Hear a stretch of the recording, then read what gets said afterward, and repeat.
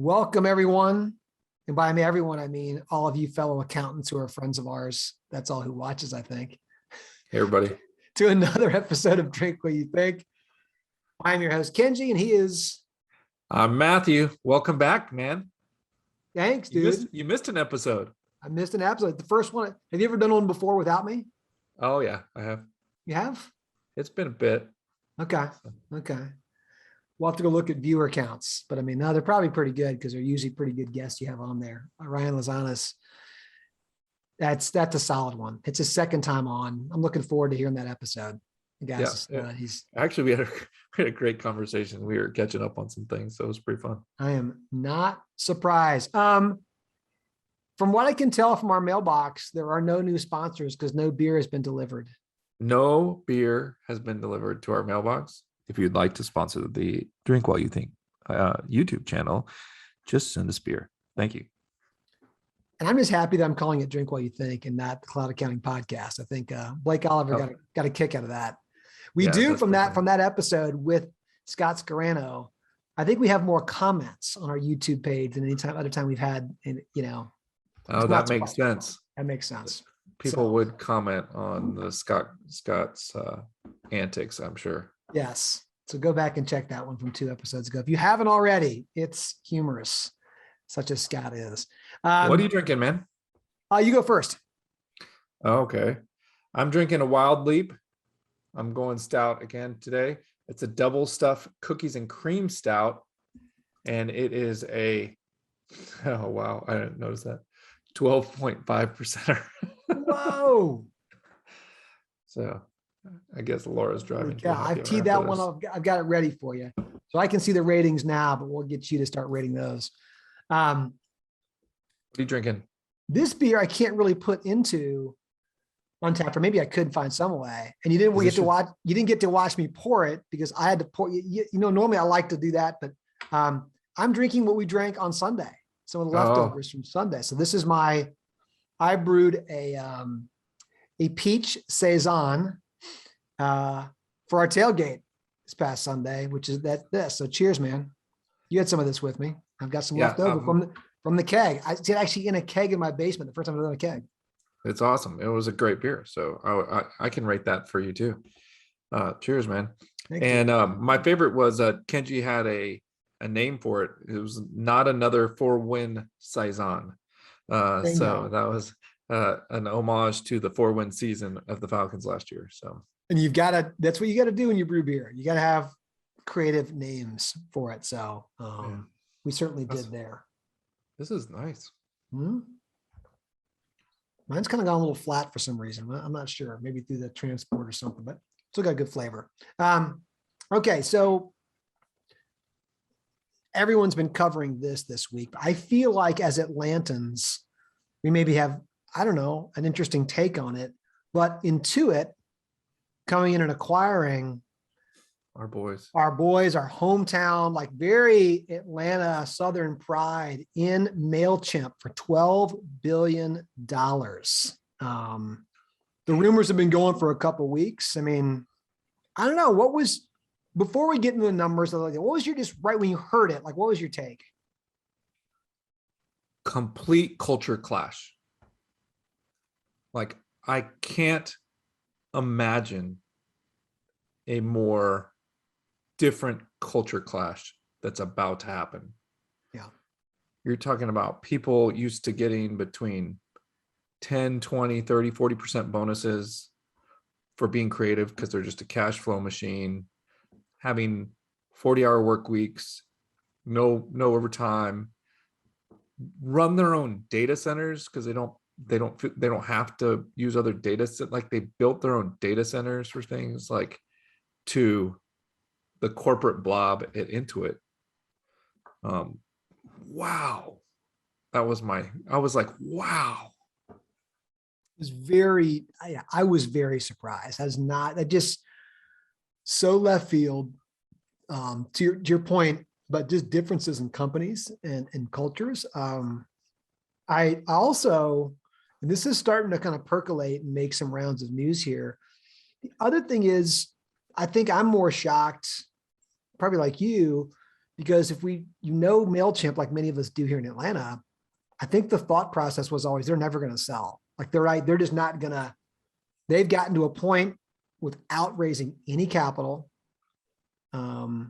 did all this organically to where it's like, nope, we're always going to do what we want to do and we're never going to sell. And I think, so the fact they did, I mean, it's a pretty big number for those folks over there. So I guess I mean, when you got two guys walking away with 4 billion each after tax, probably. So two guys walked away with 4 billion each after tax. Like, I mean, I don't know what, yeah, good on you. I mean, good on you, but it's just different. I think that, wow. So I don't know, there's been hugely widespread, but there's starting to be some bubble up on apparently employees and people talking about like who, again, there's no, that job does not come with equity, right? It is not like other startups. People say, oh, good for all of them. And I think there was an allocation of about 200 million in bonuses and some retention stuff. It's 500 total million. 500 total million. Okay. On the Intuit press release, it said 300 million in transaction bonus and 200 million in equity grants. Equity, RSUs or something like that, or yeah. So both are coming to the employees though in the form of equity. So they have to stick around to get it. So none of the employees got a earn out. But one of the best blogs circulated in my forum today was one of the employees did a blog, and it was like, Ben, and who's one of the founders, he's just like, the two founders don't owe us anything. Yeah. Like, he's like, in startups, you get equity because of risk. He's like, I got paid market salary. I only worked 40 hours a week. My first year, they surprised us with the 10% additional in your 401k bonus or a 19% bonus. It's like, we got these huge cash bonuses all the time. So they paid it out as they went. The Mailchimp guys did. So it's gonna be crazy. So he was like of the impression, like, I took my profit sharing as I went. Like, I was an equity holder, like as a profit share, like they don't owe me anything, and they took all the risk, right? And I wasn't taking any risk. I was just had this great job for the last. That's interesting perspective. Yeah. So it was an interesting perspective, but damn, it's a lot of money.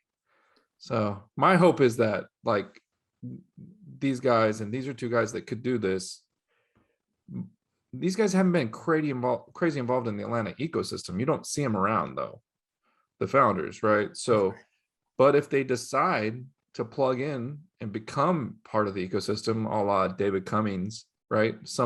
They do something like DC did and get into the ecosystem. This could be really interesting. If they just go off and retire, it's not going to be a great outcome for Atlanta, you know? Right. It'll be a little disappointing. And I don't, obviously I don't, neither of us know them very well. I mean, I don't know that I've ever met the guys.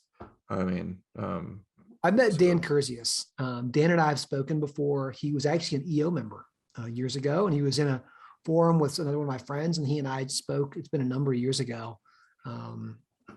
In just my interaction with him, very, very down to earth, like just super down to earth. And that's all the stories have ever been, is they're just really unassuming. Ben and Dan both, like everybody, that's all people talk about. Like where I've heard funny stories about celebrities, or whether it's true celebrities or just celebrities in the technology or venture capital world, coming by to meet them.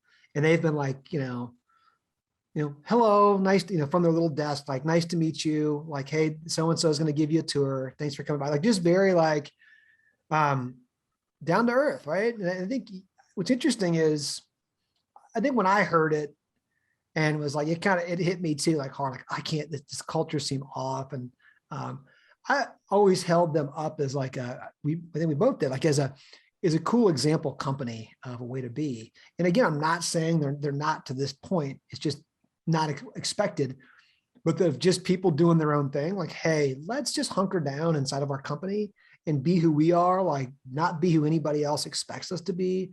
Let's be a little bit funky. Let's be creative. Let's be different. Right. And I think all those things about being different and creative really worked for them. And I always admired that. And so I certainly don't mean to say that because they sold for an unbelievable price, I mean, that they've lost that. Like they've lost that to me, that they did it in an amazing way. But I agree with you. I'd love to see that continue in some way. I'd love to see that them to become part of the ecosystem or just do something impactful. That could be, again, in the Atlanta, the Southeastern technology ecosystem. That could be something else that the two of them now have the capacity to really go make some huge changes in. So it'll be interesting for sure. But I cannot, I'm with you, man. Intuit Plus, and they're a great partner of ours and all, but like, it just is very different. The one thing that makes sense, right, is they're both known for making their products self-serve, which is a nice way to say that Intuit has shitty support. But Mailchimp, I've never heard like they have great support either. Like they use a marketing channel, right, to go to market. Like you have to hire somebody not at Mailchimp if you want to professionalize their product or whatever. That can't be true because Lily's over there. Lily, who built our customer success team, was over there. So no, I'm just, well, I mean, she's over there. Shout out to Lily. Shout out to Lily, former team member of ours, to Lily up there. I hope it's been a good outcome for her. But no, I hope you get a big signing bonus. Yes, go Lily, go get it. I think the thing to me that that the thing that makes sense when I step back is like, oh, these two companies really own the small business ecosystem here in the U.S. I mean, just really own it. Like this is a broader, wider play, it feels like, right? I can't remember who I was talking to this week. Maybe it was Lisa in the office, our COO. It was Lisa. And we were just kind of hypothesizing about this. I'm like, well, do they go after then, like Intuit, go after, I don't know, like a HubSpot or someone else on the small business CRM side? And you're truly going after like, all right, we do the ERP, we do taxes, we do personal stuff. Now we got are they making a big play to do, like, we are really, really going to own small business? And I don't know if customers will go for that, but I mean, it's that part I get. It's a little bit hard to imagine how they're going to cross promote this. I've heard people say that they think this is an e-com play, like, right? This is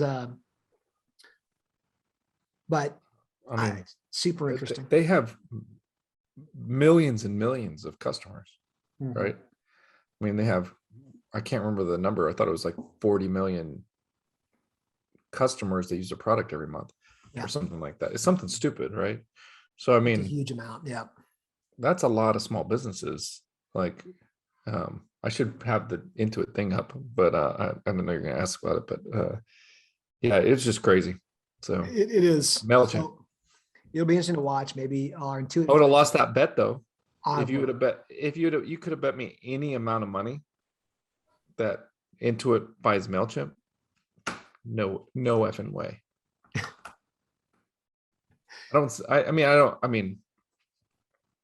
My fear is, Ryan and I talked about this last week, was like, my fear is that this is just another indication that Intuit is going to lock everybody out and you only use Intuit products.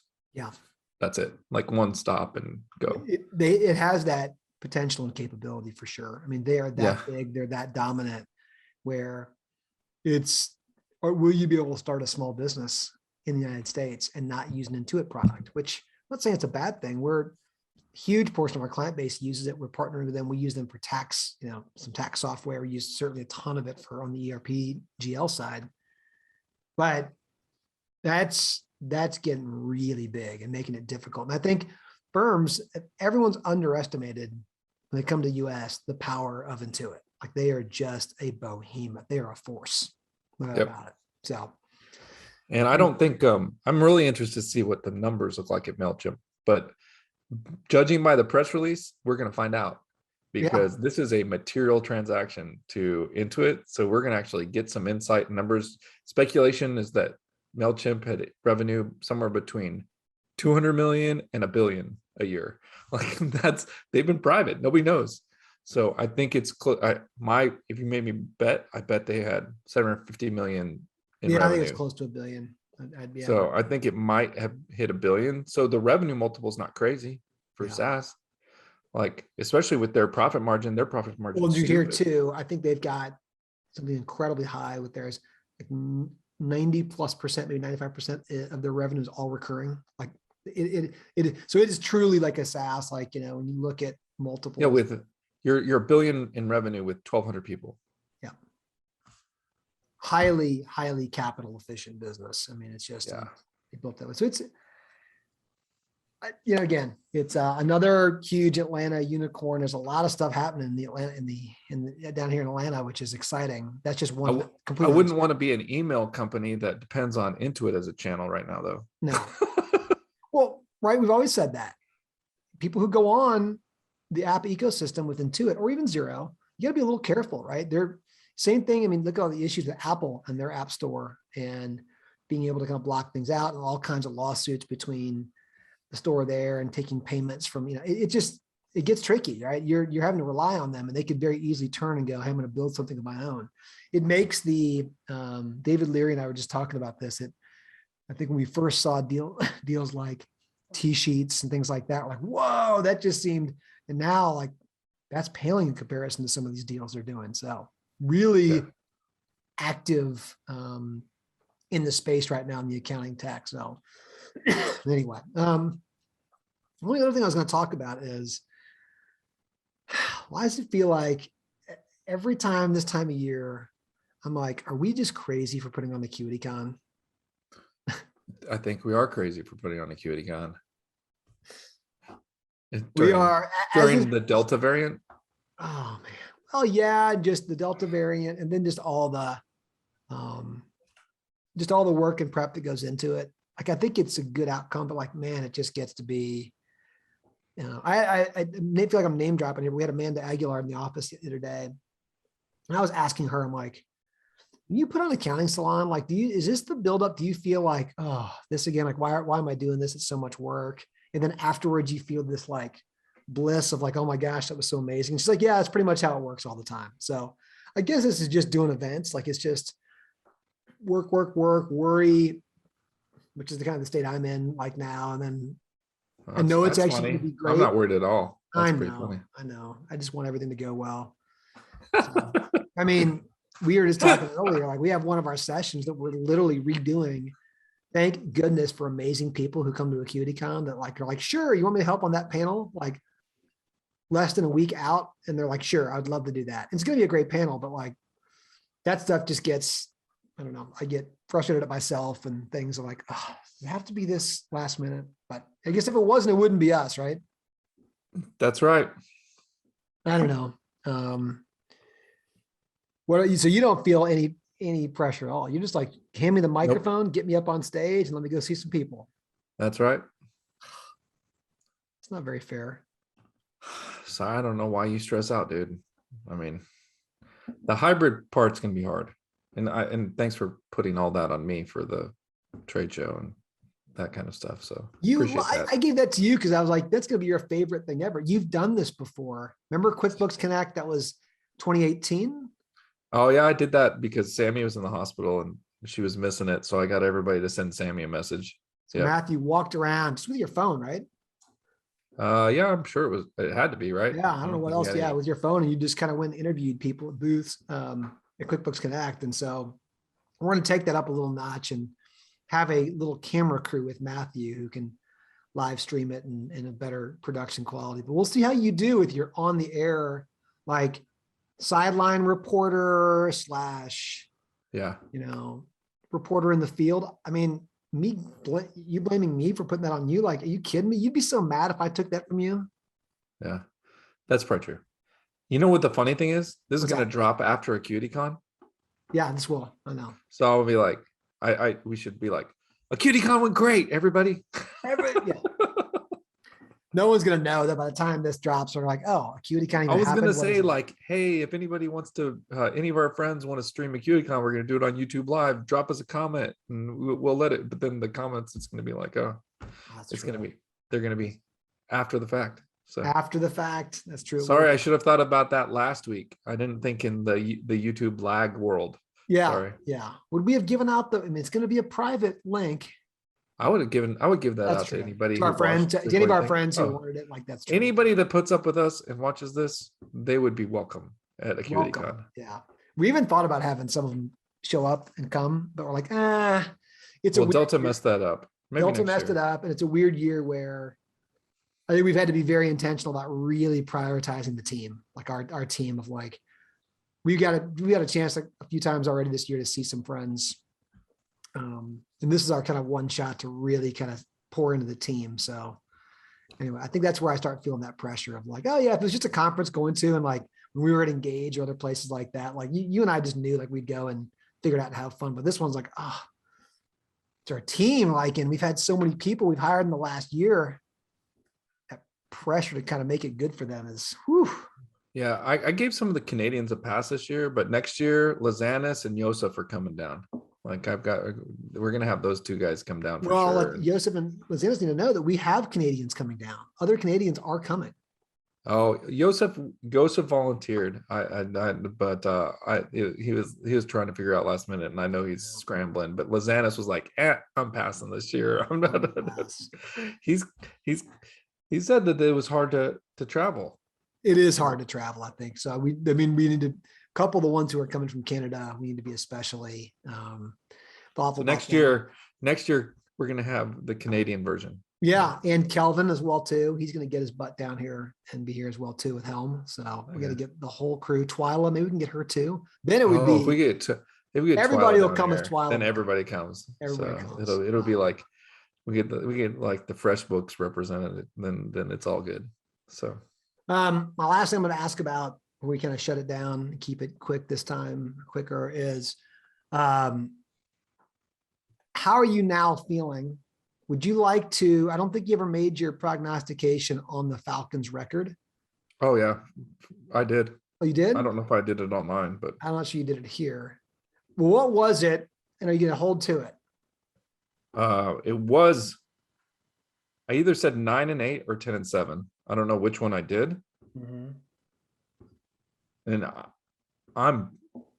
I'm feeling after this one, I'm praying for 5-12. Like I am ready to trade Matt Ryan and rebuild, because I'm convinced that if you don't, like I've done the math, if you don't have a top tier quarterback on a rookie contract, it's really hard to win a Super Bowl. It's not that Matt's not a good quarterback. It's that $40 million of cap space. Sure.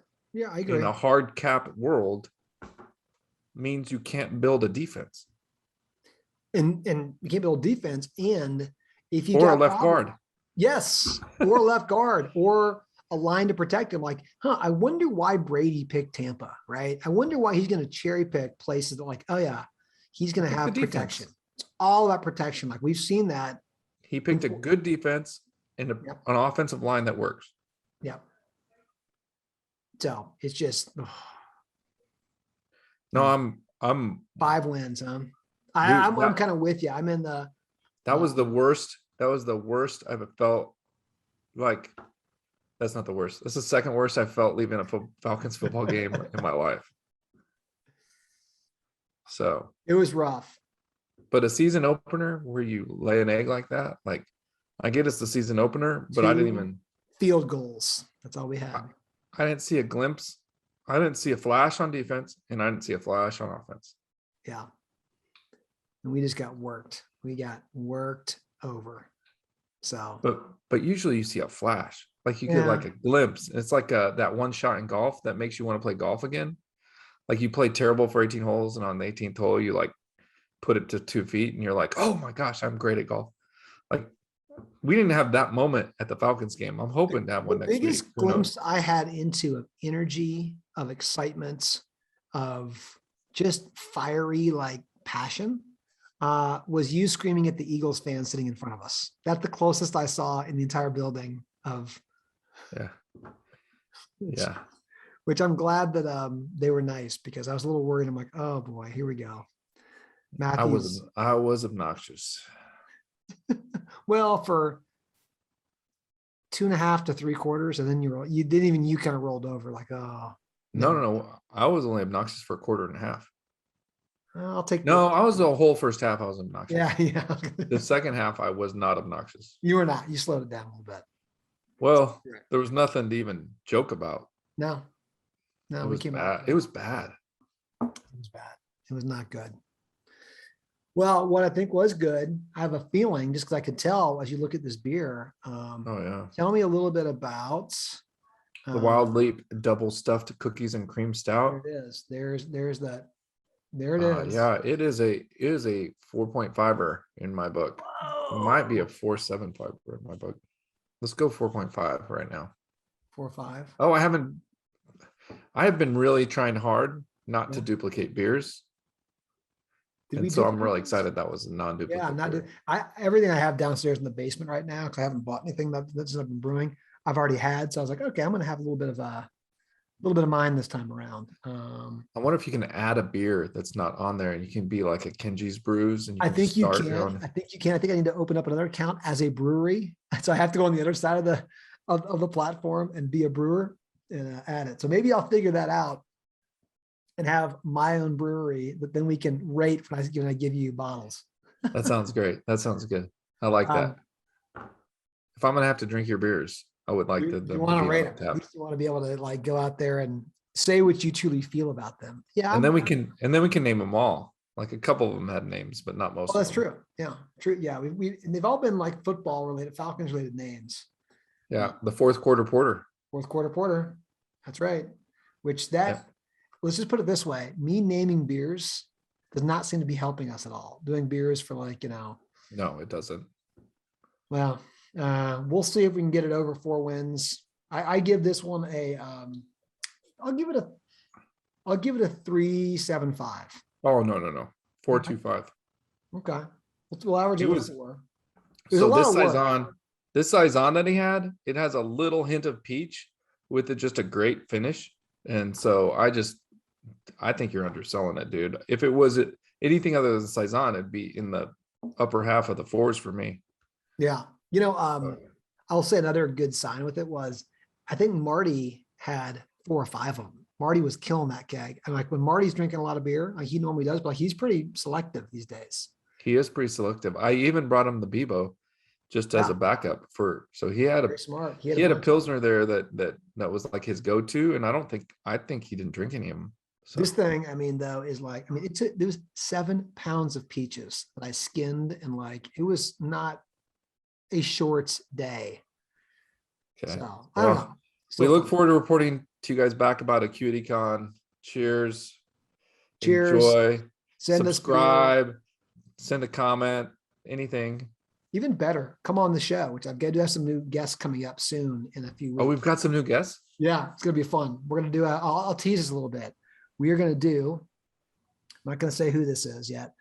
We are going to come on and talk about something common amongst 4 of us, with that commonality being we were all part of a firm that is historic these days for going down with the Enron fraud. 4 ex-Arthur Anderson folks coming on to talk about the old days of being at Arthur Anderson. Oh, wow. That'll be fun. So we'll tease you on that one, but cheers everyone. Thanks for joining.